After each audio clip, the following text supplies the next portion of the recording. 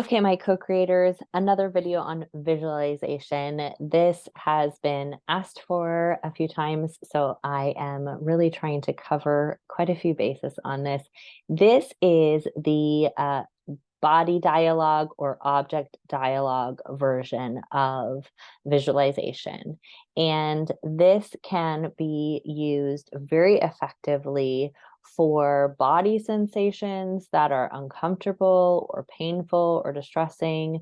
It can be used for dreams that are hard to understand. It can be used for other people who are bringing up feelings for you, or even objects. So the example I'm going to use is a, let's say a printer, okay? So everything, even inanimate objects, in my understanding, are animate. Everything has a consciousness. And actually, one of my favorite teachers, Ken Honda, who is from Japan, teaches that all things have consciousness. Okay, I think it's some sort of some sort of Japanese origin. So tell me in the comments if you know what that's about. I'd love to learn more about it. Okay, so let's say, for example, my printer. My printer tends to, pretty much 100% of the time, if I plug it into my computer, it will say no printer detected, and it will not print. One day when I was having a lot of difficulty with that, I decided to to try out talking to my printer and asking it what it needed, how it was doing, if it could support me. I told it about my project and how I'd really like its help because I needed to have the item printed out, etc. And this can be really tough for people who have a hard time with this imagination visualization. So if that's you, please go back and watch the other visualization videos, which talk more about the like, am I making this up? Is this silly? Does this mean anything? Is this real questions? Okay. So eventually what I came to find out is that the printer really needed help focusing, printer and or computer. Okay, when there was too much going on the computer while I was printing, it couldn't communicate with the printer. So what I do now is I close all the windows, I put one hand on the computer and I put one hand on the printer, and I breathe deeply while after I say print, and I send it a lot of love and appreciation and let the connection go through my body, because technically my body is as good as a wire. It's an electrical conducive agent. Without fail, my printer just prints things beautifully for me when I do that. Okay.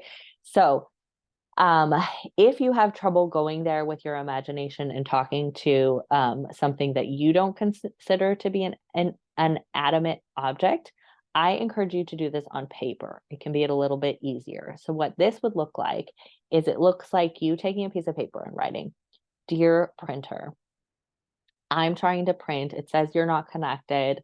I'm really motivated to support you in whatever way I can because I'd really like to work together so that we can print these documents. Is there anything that I can do to support you?" And then pause, just breathe. And the offering here is to just let anything that comes through come through, even if it says, like, "I want bananas filled with chicken poop." Okay. Write that if that's what comes up. Keep writing with whatever comes up. When you have the idea, "I'm making it up," say, "Yes, I am tapping into universal consciousness through my imagination." Okay. Keep writing. See what comes forward. I imagine that what you need to know will come forward. And with either way, you will be approaching the situation with grace and love and compassion, which is here in our executive functioning. You won't be approaching the situation from judgment. So even if it's just a way to get you out of judgment, fight, flight, freeze, and back into your executive functioning, you will problem solve effectively from there. You are incapable of problem solving from here. You can only fight, flight, or freeze from here. Okay. So try it out. Let me know if you've had an experience with this. I also regularly talk to my car. She is a close friend of mine. I call her Subi.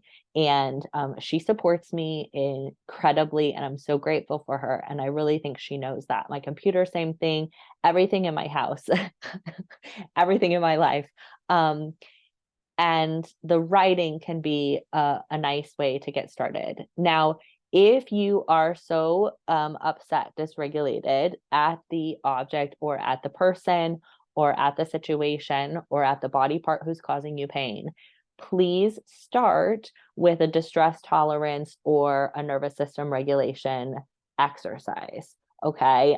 I'll link to some distress tolerance information. And you can check out the nervous system regulating exercises on this YouTube channel, or you can go to my website to get a free e-booklet with a place to start for nervous system regulating exercises. So if you need to support your nervous system to get out of fight, flight, freeze before you can get up to executive functioning, to have this dialogue with the body part or the pain or the person or the printer or whatever, please do that first.